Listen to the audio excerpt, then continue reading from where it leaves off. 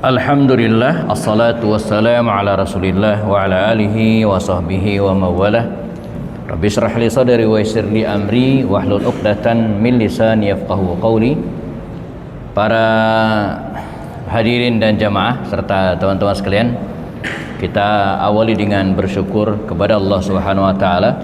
Pada siang hari ini kita kembali dipertemukan oleh Allah setelah 2 bulan lalu kita bersua ya. Dan sampai nanti pukul 1 siang insyaallah ya, berkisar 30 menitan ke depan kita manfaatkan jeda waktu istirahat kita untuk menelaah, mengkaji, membahas sebuah tema yang penting bagi kita ya.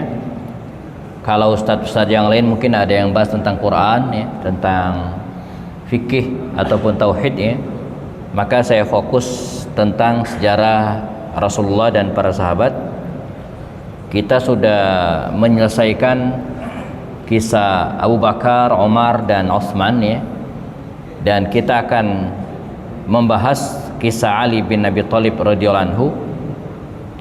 Ini pun bukan pertama ya, tapi sudah pertemuan yang ketiga atau keempat ya. Jadi teman-teman yang sudah mengikuti kajian sebelumnya, kita sudah ceritakan siapakah Ali bin Abi Thalib ya, sepupu Rasulullah, menantu Rasulullah dan khalifah. Khalifah itu artinya pengganti Rasulullah pasca beliau wafat ya. Jadi Nabi meninggal teman-teman, maka kaum muslimin dipimpin oleh Abu Bakar As-Siddiq. Abu Bakar wafat, kaum muslimin dipimpin oleh Umar bin Khattab. Umar wafat digantikan dengan Utsman bin Affan ya. Utsman meninggal digantikan dengan Ali bin Abi Thalib. Ali bin Abi Thalib meninggal digantikan dengan belum kita pelajari ya. Digantikan dengan Hasan ya. Hasan bin Ali. Setelah itu digantikan dengan Muawiyah, digantikan dengan Yazid bin Muawiyah, digantikan dengan Muawiyah bin Yazid, digantikan dengan Marwah bin Hakam, terus ya.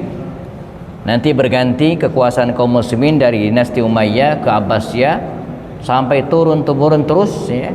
Dan terakhir kekhalifan kaum muslimin kalau boleh disebut jatuh ke dinasti Turki Utsman ya.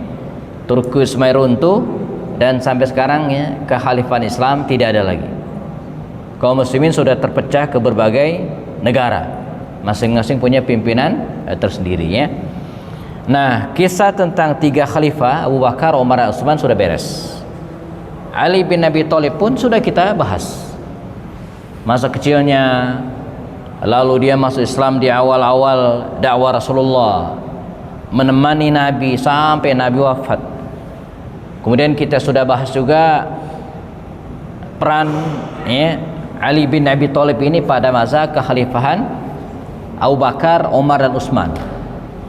Sampai akhirnya ketika Utsman meninggal ya, syahid dalam tragedi yang terjadi pada masa kekhalifahannya ya, maka secara aklamasi ya, kaum muslimin sepakat mengangkat Ali bin Abi Thalib ini sebagai khalifah. Pada pertemuan lalu kita sudah bahas sedikit. Nah, sekarang kita akan teruskan ya. Saya ulang sedikit saja, nanti kita teruskan. Baik ya, Ali bin Abi Thalib ya, di masa kekhalifahannya sekilas saja karena 2 bulan lalu kita sudah bahas. Khalifah Utsman terbunuh dan Ali pun dibaiat menjadi khalifah di bulan Zulhijjah tahun 35 Hijriah. Semua para sahabat mayoritas sepakat, tidak ada yang menolak secara aklamasi. Jadi aklamasi itu artinya ditunjuk langsung ya, tidak melalui pemilihan. Nah, ada 2 PR besar Ali ini ketika jadi khalifah. Pertama, dia diminta oleh masyarakat untuk menurunkan ya, mengganti pejabat yang disinyalir ada hubungan dengan Khalifah Utsman. Ini tuntutan pertama. Ya Ali, kata mereka, kami minta Anda mencopot, mengganti para pejabat daerah. Dulu para pejabat daerah itu ditentukan oleh khalifah. Anda jadi gubernur, Anda jadi wali kota. Kalau sekarang kan berdasarkan pilkadal, pemilihan kepala daerah langsung, ya. Kalau dulu enggak, ditentukan. Sama seperti daerah Soeharto, yang menentukan adalah presiden, ya. Nah, mereka meminta kepada Ali agar mengganti beberapa pejabat yang dianggap masih ada hubungan darah dengan Utsman. Dan Ali pun melaksanakan. Beberapa pejabat diganti dan no problem, ya. Nah, yang kedua, Khalifah Ali bin Abi Thalib diminta untuk mengadili orang-orang yang terlibat dalam kasus yang menyebabkan terbunuhnya Khalifah Utsman. Ya. Jadi mereka minta, ya Ali, kami minta Anda menegakkan hukum, adili orang-orang yang terlibat kasus yang menyebabkan syahidnya Khalifah Utsman bin Affan sebelumnya. Nah, ini berat bagi Ali, ya. Apalagi kalau digabungkan. Nah, termasuk Ali sempat berhadapan dengan beberapa pihak. Misalnya, kita pernah bahas sebelumnya, ya. Tadi saya cek di video kita di YouTube, ya. Nah, di antara kalangan yang meminta agar Ali mengadili pembunuh Utsman itu adalah Aisyah radhiyallahu anha, yang waktu itu berada di Basrah, ya, daerah-daerah Iran hari ini, ya, bersama dengan dua sahabat Nabi yang lainnya, Az-Zubair bin Awam dan Talha bin Ubaidillah. Mereka bertiga, Aisyah, Az-Zubair bin Awam dan Talha bin Ubaidillah. Mereka bergerak untuk mendatangi Khalifah Ali bin Abi Thalib. Nah, pergerakan Aisyah, Talha bin Ubaidillah dan Zubair bin Awam ini untuk menemui Khalifah Ali bin Abi Thalib digoreng oleh netizen dan diisukan bahwa tiga sahabat Nabi ini ingin memberontak. Nah, jadi ini penyebabnya. Jadi isu itu terus digulirkan, membesar. Apalagi dalam perjalanan dari Basra menuju Madinah untuk menemui Khalifah Ali, rombongan Aisyah ini semakin lama semakin besar. Saya pernah mengilustrasikan, misalnya Agim dari Darut Tauhid Bandung pengen ke Jakarta ketemu Pak Prabowo, pakai sepeda motor, ya. Maka setiap kota yang dilewati oleh Agim, oleh penggemar Agim, ya, ikut terus. Yang tadi mungkin dari Bandung cuma 20, lewat Cianjur nambah lagi, lewat Bogor, terus Depok. Nah, akhirnya ratusan. Nah, bergeraknya massa dari Basra menuju ke Madinah dengan pengikut yang terus bertambah ini seolah-olah membenarkan isu bahwa Aisyah dan Talha serta Zubair pengen memberontak. Sebagai orang yang dibesarkan dalam dunia militer, begitu kira-kira, ya, Khalifah Ali bin Abi Thalib sempat termakan isu ini dan mempersiapkan diri. Maka tidak bisa dipungkiri, terbentuklah dua pasukan, Ali bin Abi Thalib dan pasukan Aisyah. Ketemulah dua rombongan ini, ya. Awalnya sih saling lempar sendal, lama kelamaan kerikil melayang, ujung-ujungnya caput pedang, dan terjadilah tragedi itu yang menyebabkan tewasnya Az-Zubair bin Awam dan Talha bin Ubaidillah. Adapun Aisyah ditawan oleh pasukan Ali dengan perlakuan yang sangat baik. Aisyah tidak disakiti, dituntunlah untanya, sehingga perang ini disebut dengan perang Jamal atau perang unta. Nah, ini tragedi pertama. Tragedi yang kedua yang saya sebut dengan tragedi Siffin. Nah, latarnya begini. Khalifah Utsman bin Affan syahid, terbunuh. Jubahnya berlumuran darah. Nah, baju Utsman yang masih berlumuran darah, yang sudah mengering ini dibawa oleh Nu'man bin Bashir, salah seorang sahabat Nabi juga, ke Damaskus, Suriah. Muawiyah bin Abu Sufyan, ya, gubernur Suriah waktu itu, atau gubernur Syam secara umum, ya, membakar semangat masyarakat, ya, dan menuntut Khalifah Ali untuk mengadili orang-orang yang terlibat dalam kasus terbunuhnya Utsman. Dan ini bisa dipahami karena Muawiyah masih satu kabilah dengan Utsman bin Affan. Nah, di sisi lain jemaah, Ali bin Abi Thalib diminta juga untuk untuk memecat dan mengganti orang-orang yang dianggap masih ada darah Utsman bin Affan. Ketemulah, ya, Muawiyah diminta oleh Ali untuk mundur, sementara Muawiyah meminta Ali untuk mengadili orang-orang yang terlibat dalam kasus terbunuhnya Utsman. Maka singkat cerita jemaah, teman-teman sekalian, ya, perlawanan dan kemudian konflik internal di antara kaum muslimin tidak bisa dielakkan. Ali bin Abi Thalib menyiagakan pasukannya, sementara Muawiyah pun tidak juga mau kalah, ya. Dan ketemulah dua pasukan besar ini di Irak, ya, di tahun 36 Hijriah dengan jumlah pasukan yang beragam. Ada yang mengatakan Muawiyah menyiagakan pasukan tidak kurang dari 85.000 tentara, besar sekali. Sedangkan pihak Ali bin Abi Thalib disebutkan, ya, menyiapkan angka yang tidak kalah kecil, 90.000. 85 tambah 90 berapa tuh? Berapa teman-teman? 85.000 ditambah 90.000 berapa? 175.000. Nah, maka saya sebut, ya, mayoritas sejarawan sepakat bahwa dari total dua kubu mendekati 175.000, menjadikan ini salah satu perang saudara terbesar dalam sejarah Islam, ya. 175.000 orang berkumpul, ya, 185 melawan 90.000, besar sekali. Dan ini kaum muslimin semua. Bertemulah mereka di lembah sungai Efrat, lembah Siffin. Mereka, ya, cuma dibatasi oleh sungai. Seberang sini pihak Ali bin Abi Thalib dan seberang sini pihak Muawiyah bin Abu Sufyan, ya. Nah, 3 bulan namanya, Zulqa'dah, Zulhijjah, Muharram, ya. Masing-masing masih menahan diri lama sekali. Zulqa'dah, Zulhijjah dan bulan Muharram, ya, masing-masing berada di lembah ini dan belum terjadi perang. Berusaha untuk menahan diri jangan sampai terjadi peperangan di antara mereka. Bahkan pada bulan-bulan haram tersebut ada cerita yang lucu. Kedua belah pihak sama-sama mandi, sama-sama wudhu dan bersuci di sungai yang sama, padahal lagi perang, ya.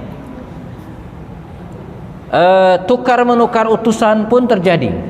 Ali mengirimkan utusan, Muawiyah mengirim utus, tukar menukar, berusaha untuk mencari jalan tengah.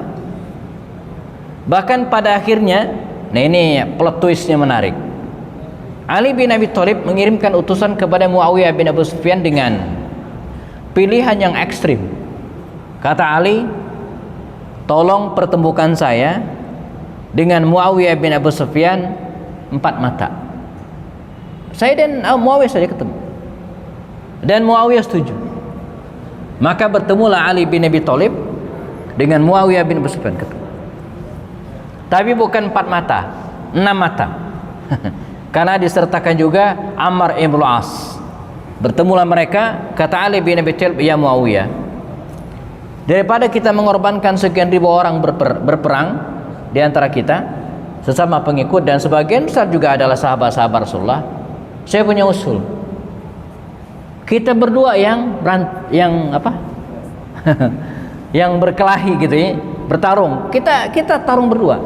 Siapa yang menang dia jadi khalifah. Ya. Ini jagoan perangnya Ali bin Abi Thalib, ya, melawan politikus, ya. Muawiyah bin Abu Sufyan. Kata Ammar bin As, saya setuju katanya. Biar saya yang jadi wasitnya. Namun Muawiyah tidak mau. Dia yakin kalau diladeni dia pasti kalah, ya.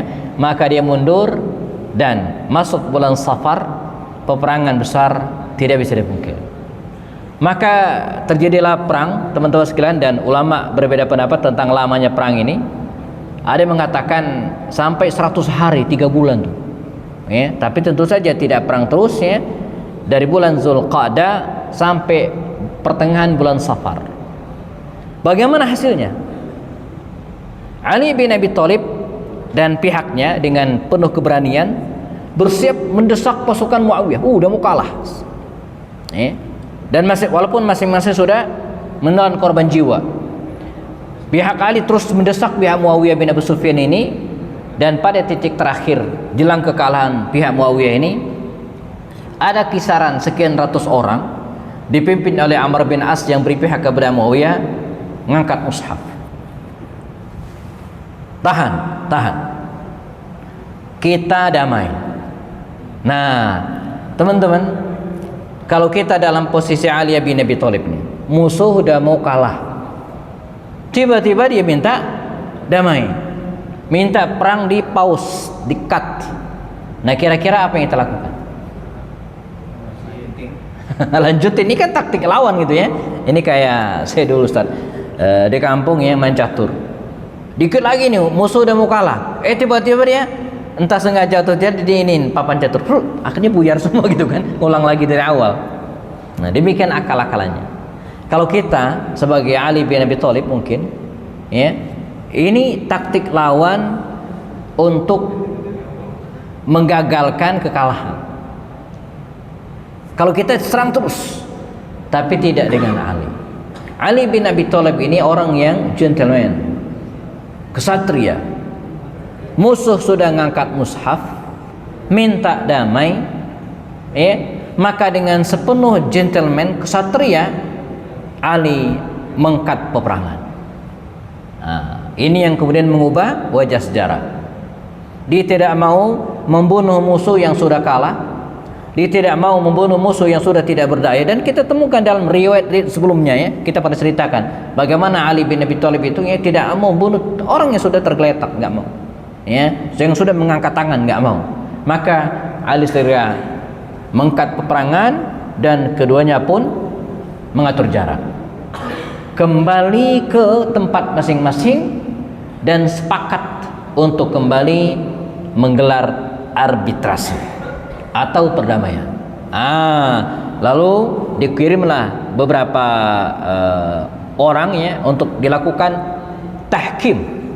Tahkim ini itu artinya perdamaian. Ali mengutus Abu Musa al-Ash'ari, Muawiyah mengutus Amr bin As. Ketemulah mereka di suatu tempat di daerah Yordan hari ini, dan Abu Musa ini seorang ustadz, seorang ulama yang tidak punya kepentingan apapun. Sementara lawan diskusi waktu itu adalah Amr bin As, seorang diplomat yang memang jagoan ngomong. Pada arbitrase atau tahkim tersebut, Amr bin As bisa mengalahkan debat lawannya, sehingga pihak Ali bin Abi Thalib yang tadi di atas angin, sebaliknya dia kemudian kurang mendapatkan simpati dari masyarakat, dan puncaknya teman-teman sekaliannya, pihak Ali bin Abi Thalib ini pecah 3. Sementara pihak Muawiyah semakin kuat. Nah, pihak Ali bin Abi Thalib pecah 3. Pertama, kelompok yang tetap dengan tegas berpihak kepada Ali apapun yang terjadi. Ini golongan fanatis yang sangat terhadap Ali. Nanti ini akan menjadi cikal bakal orang-orang Syiah yang mengatakan bahwa para sahabat Nabi itu salah semua, Ali lah yang benar. Sebenarnya yang layak menjadi khalifah bukan Abu Bakar, Umar dan Utsman, tapi Ali. Bahkan ada kelompok Syiah Ghulat yang parah itu mengatakan Jibril itu salah wahyu, mestinya Ali yang jadi nabi bukan Rasulullah. Ini kelompok pertama. Kelompok kedua adalah orang-orang yang tadi berada di barisan Ali bin Abi Thalib lalu kemudian keluar. Kharij dalam bahasa Arabnya, Khawarij jamaknya.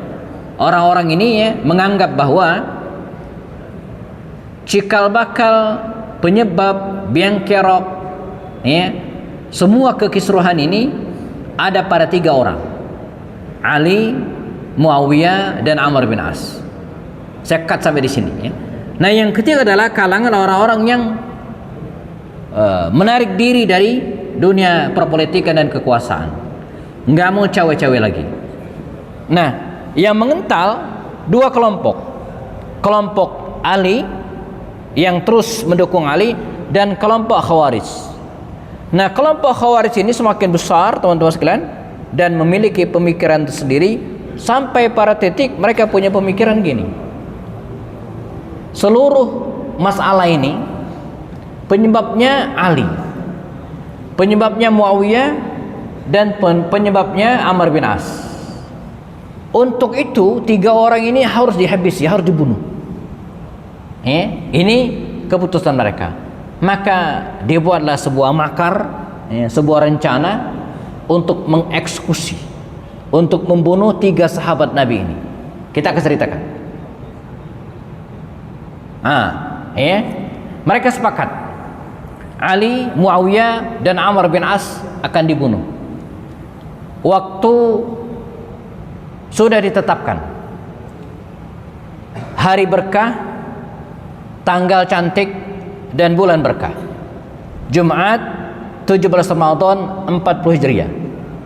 Jadi mereka akan membunuh tiga sahabat Nabi ini dalam waktu bersamaan.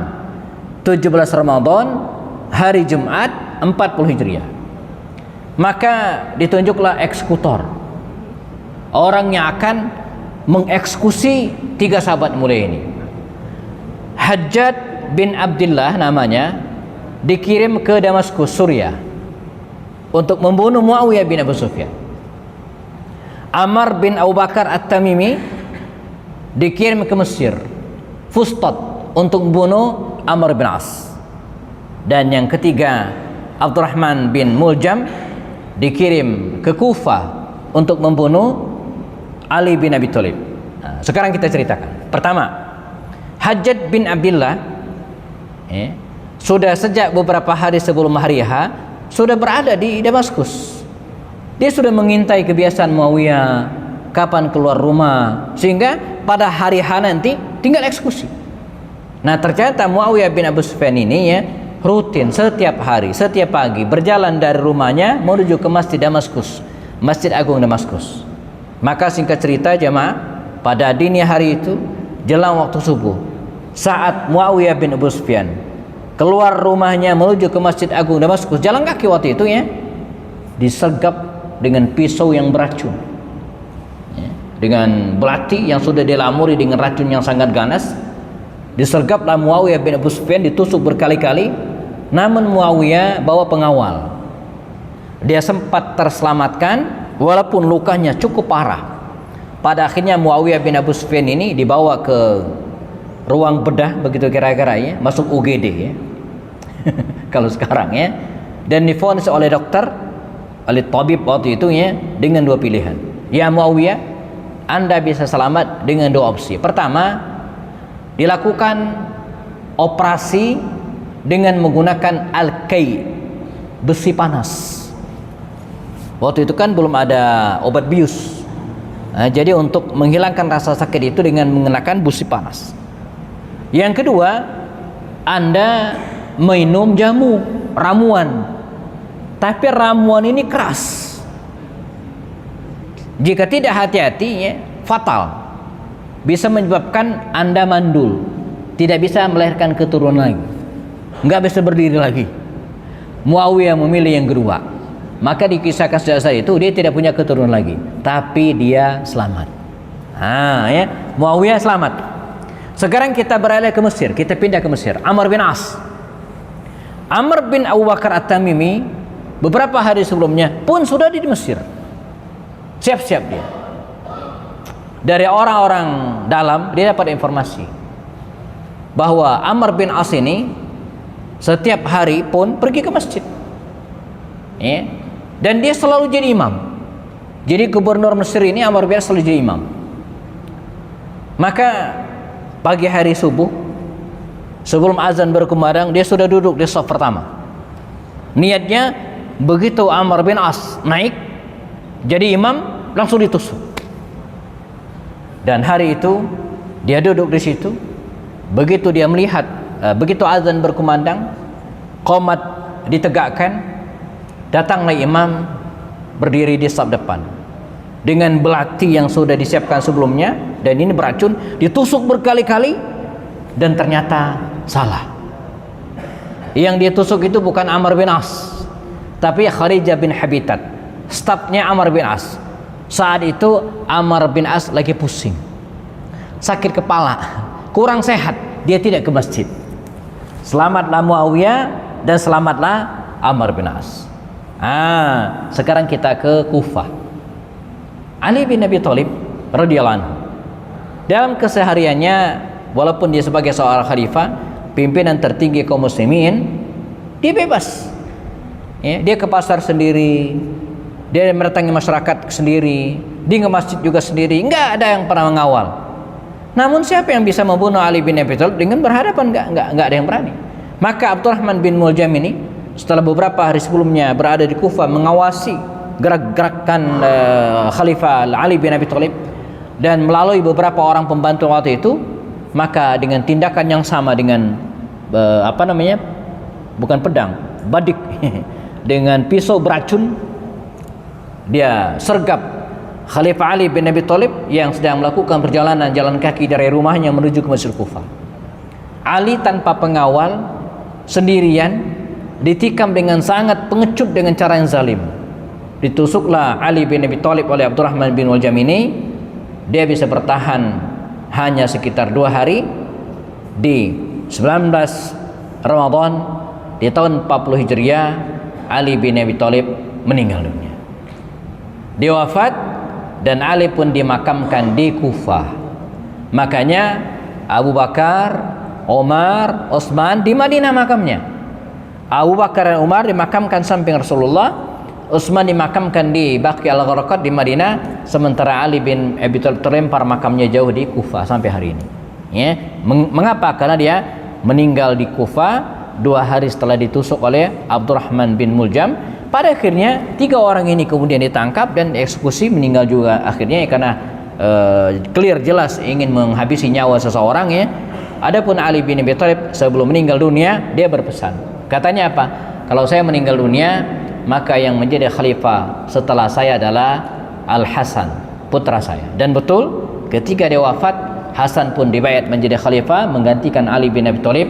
Hanya 6 bulan dia pun menyerahkan kepada Muawiyah bin Abu Sufyan untuk meneruskan kepemimpinan. Nah, Hasan bin Ali ini adalah anak tertua dari Ali bin Abi Thalib, dan Ali bin Abi Thalib tidak hanya melahirkan Hasan, ada yang tak kalah terkenal juga namanya Husain. Dan ini melahirkan banyak sekali keturunan. Jadi kalau teman-teman di sini ada yang mengaku Habib, Habib mengaku keturunan Rasulullah, maka dimungkinkan dari 2 jalur. Bisa dari Hasan dan bisa juga dari Husain. Namun yang terbanyak dari Husain. Kalau benar, mereka pasti bisa menyebutkan silsilahnya sampai ke Husain bin Ali radhiyallahu anhu. Nah, bagaimana potret keluarga Ali bin Abi Thalib, keturunannya, lalu kemudian bagaimana kisah dia bersama keluarganya, ini akan kita bahas pada pertemuan berikutnya, closingnya sebagai penutup dari kisah Ali bin Abi Thalib radhiyallahu anhu. Jadi pada pertemuan depan kita akan bahas potret keluarga Ali bin Abi Thalib, berapa orang anaknya. Sebab Ali bin Abi Thalib selepas wafatnya Fatimah, dia pernah menikah dengan beberapa orang wanita. Bahkan ada riwayat mengatakan dia memiliki lebih dari 30 anak. Banyak sekali anak-anaknya dari beberapa wanita yang dia nikahi, bukan hanya dengan Fatimah binti Rasul sallallahu alaihi wasallam. Baik, kita sampai di sini teman-teman. Pada pertemuan depan kita akan bahas potret keluarga Ali bin Abi Thalib. Siapa saja putra-putrinya dan bagaimana beliau membersamai keluarganya, serta keteladanan apa saja yang bisa kita ambil dari kehidupan mereka. Ini yang sampaikan, semoga bermanfaat. Jam di studio pukul 12:55 sebentar lagi jam 1 siang. Semoga bisa nambah wawasan kita bersama, menambah kecintaan kita kepada Rasulullah dan para sahabat, insyaallah. Amin ya rabbal alamin. Kita cukupkan dengan kafarat majlis. Subhanallah, asyhadu an la ilaha illa anta, astaghfiruka wa atubu ilaik. Assalamualaikum warahmatullahi wabarakatuh.